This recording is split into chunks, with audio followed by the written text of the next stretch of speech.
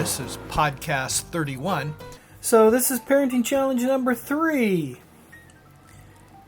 This challenge might not be a challenge for maybe some folks. Well, the challenge is establishing or maintaining a regular family dinner. And we already do this, but the reason I wanted to say it as a challenge is I think that it's important for us to keep a certain kind of mindset about that. And secondly, I think there are some things that would be helpful to remember to implement or to observe as you're having family dinner. So here are my thoughts. Okay. We already do eat family dinner together almost every evening. But at least for me, it's sometimes really easy to get kind of discouraged about trying to get everybody at the table because everybody's got stuff going on, and sometimes it's a little rushed, and other times that's when the children choose to, flick each other and pinch each other and throw food at each other. It's because they're close together. Yes. We're compressing the family, literally compressing the family. And so part of what I start thinking is this just isn't very meaningful. But once again, I have to ask myself, so what is it I'm trying to do? Why am I having this regular family dinner together? What is the point? It isn't necessarily to establish peace and harmony. And sometimes what I perceive as a lack of peace and harmony is really just kids. Yeah. Because they sort of enjoy pinching each other and flicking each other and then saying, hey, don't do that. Yeah, peace and harmony and kids are a little bit like oil and water. Yeah. I don't know that they mix. You can kind of shake it up and say, you kids settle down. Treat each other like human beings for once in a while. And they do, and then eventually it separates. And I sometimes think it's like a flock of geese in a field, that when you see them, and I am meaning you personally, me, you feel this deep need to run through and disrupt. And make them all fly. Exactly. Well, and that's why they have wings. Exactly. You got to make sure they're using their wings, or else they'll fall off, I believe. Well, I think your kids believe that too. Yes. The reason my sister has arms is to be pinched. Well, yeah. But yeah, that's true. I never thought of that. Yeah. Okay. So part of it is I have to modify my perceptions of what a successful family dinner is. Right. It isn't where everyone is just talking like adults. And it isn't a quiet, peaceful, whatever. It's just where the family is having dinner. And that's it. Yeah, they're together. I think that's a good point, that you don't have a preconceived idea that, hey, it has to be quiet, it has to be orderly, and no food can be thrown in places that it's not supposed to be thrown. And that's the definition of that's what I want. When I want a family dinner, that's what I want. And obviously that's what some people may want, but I think it's important that you don't throw that concept of family dinner under the bus, because it's so hard to achieve that peace and orderly atmosphere. Well, and I even wonder about the value of the peace and the atmosphere. If the point is the family being together and establishing connection, well, when you're quiet, you're not really establishing any connection. You're not communicating. And part of the communication, the kids, both of them want to say something, and it's, well, I was talking and you interrupted. And I just think, why can't they just talk in turn? But really, I should be happy that the kids want to talk. Right. Yeah. And it's okay that it's semi-chaotic. And I'm not saying that you don't teach your children manners, how to eat properly, so that when they go somewhere in public, they know how to behave. And our kids do. They do just fine at other places. They know how to use silverware. They do, and they don't pinch and bicker when they're in public or with other people. And they don't interrupt much.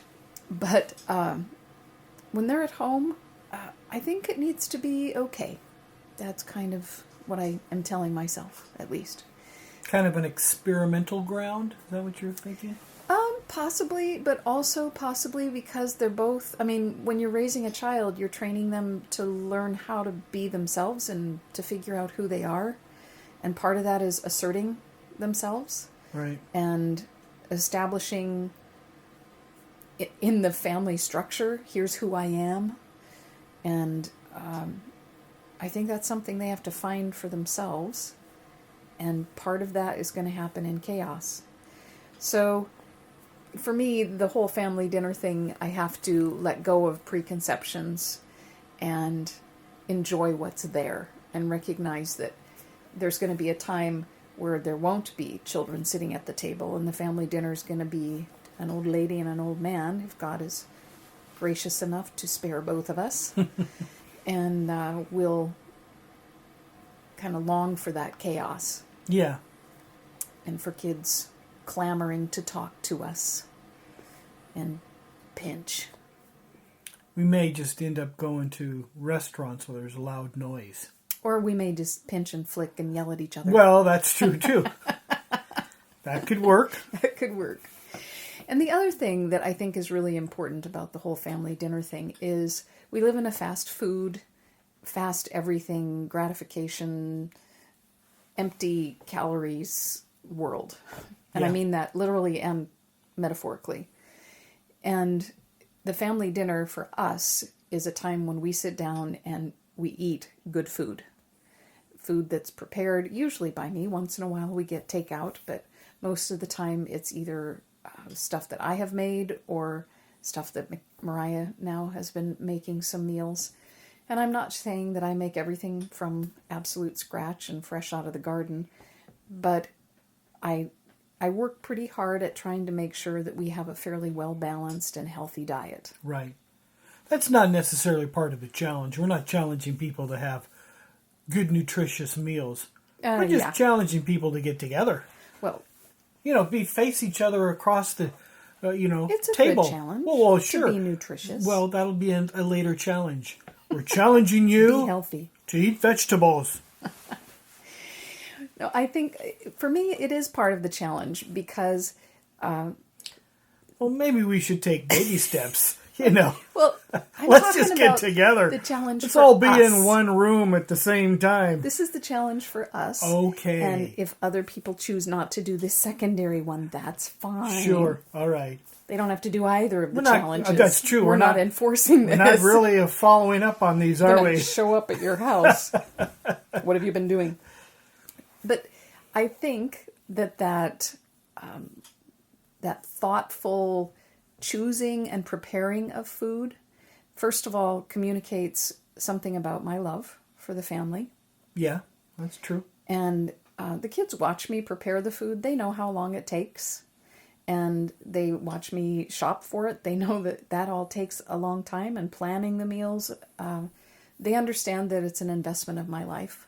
And that I do it because I want to give it to them. It's my gift to them. So it's one of my ways of connecting with them and every day giving them a kind of a gift. Yeah. And I talk to them regularly about healthy eating as well. That's another gift that I give them because I want them to have strong, healthy bodies. And I want them to understand if you want that, here's kind of what you have to do. Right. Here's how you have to eat. And here's why it's important. Here's how it helps you. So, for me, that's part of the whole family dinner thing, that it communicates a slowing down because home-cooked food takes a lot longer than just going through the drive-thru. And home-cooked food is more, it gives more sustenance. It's, what is the word I'm looking for? It's similar to healthy. I can't remember what the word is. I have no idea. Anyway, it's healthier for you, even though it takes more time. And to me, that has metaphorical implications as well, that we're communicating to our kids that good things take time and it's okay. Yeah. And it's also the place where we challenge our kids to try new things. And even if there's something they don't really enjoy to eat, we ask them eat at least 1 or 2 bites of that. Right, yeah. Because their palates change over time. Mm-hmm. And when you don't have a family dinner time together, there's no way that you can monitor that. And they're only going to eat the things that they like to eat because that's how we all are. Exactly. Yeah. We're not going to. They're going out to of the our way. refrigerator. They're going to pick out what they want to eat, And what's quick. not green stuff. And see, I'm so metaphorical that to me this communicates everything about relationships, that you have to invest a lot of time and energy and nurture in order for them to flourish. You can't just go to the refrigerator of relationships and pull out a person. Oh, there you go.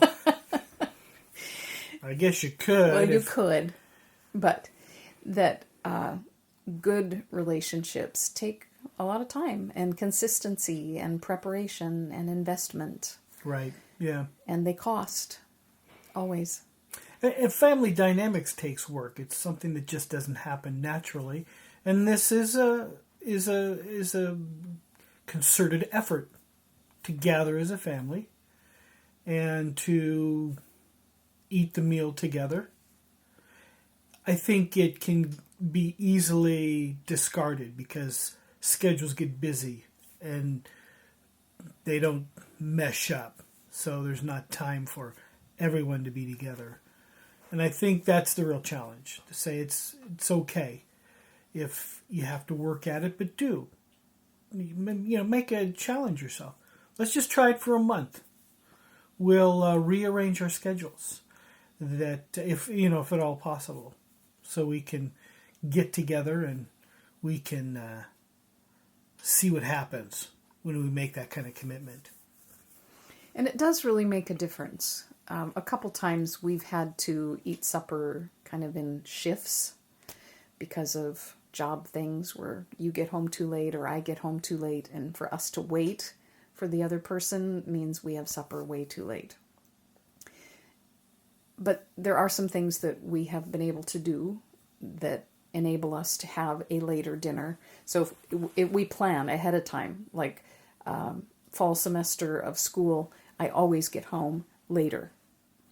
And so we usually will all eat a little something about 2 o'clock, 3 o'clock to kind of tide us over so that we're not dying. And we can sit down still together and eat supper together when I get home. And the family is still happy. Right, yeah. But there are times we don't plan very well, and so we end up having to eat separately, where maybe 3 eat and 1 person eats by themselves. And I just thought we're not necessarily even making a time frame on this. I've noticed even as we've been talking, you grew up in Midwestern Canada, and you've kind of been interchanging the word dinner and supper. Well, maybe not supper, but because dinner for you was lunchtime. Mm-hmm. And of course, dinner for me was evening. And so, hey, maybe a breakfast time, a regular breakfast time might be something that would work for some families, because some children are working late, or mom or dad are working late, working an evening shift or whatever. So maybe it would be better for everybody to get together for a breakfast time. And so maybe that's the challenge too, that it doesn't have to necessarily be the evening meal. It could be the morning meal, or maybe even the afternoon. I don't know. If your kids aren't at school, if you're in a homeschool situation and work meshes up where everybody's available. So I guess we're not really saying you got to get together in the evening, but just make time. Just whatever time to get together, the best time for your whole family. Yeah, for a time to eat. The other thing that I think happens when you're sitting around the table is there's a saying that you try to teach your children, but really it isn't the things you teach, it's the things you model, that it's caught, not taught. Right. And when you're sitting at the supper table, it's just kind of an insight into who you really are, because nobody's trying to be pretentious and nobody's thinking through all of their actions and their words.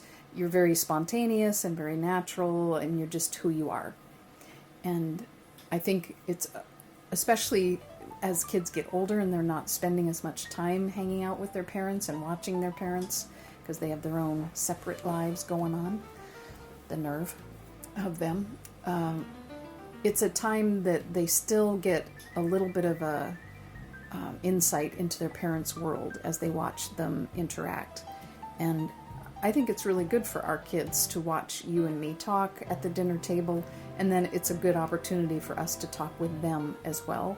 Right. And it forces the kids to listen to one another. I hope that they listen to one another outside of this, but I'm not always privy to their conversations, so I don't really know.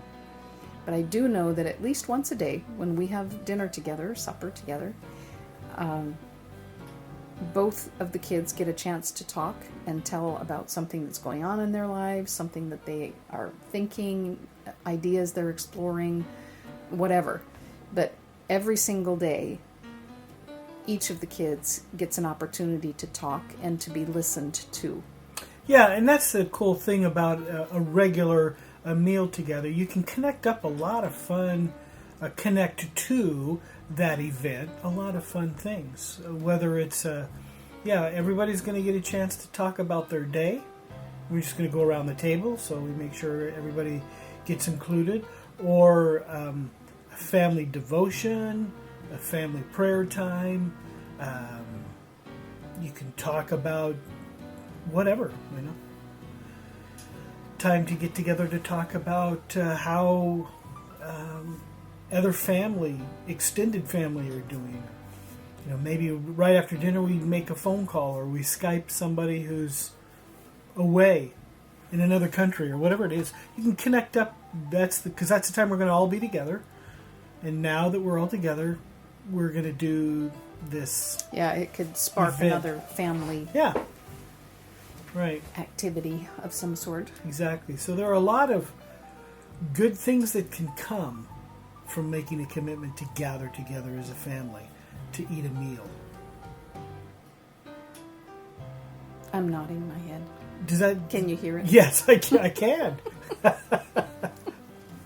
All right. So yeah, let us know how that works.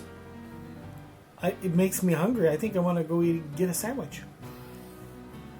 But before Let's wake the kids up. Well, we're going to wake the kids up and say, hey, we're all going to eat this sandwich together. I'll cut it into pieces. And it's going to be meaningful. Yes.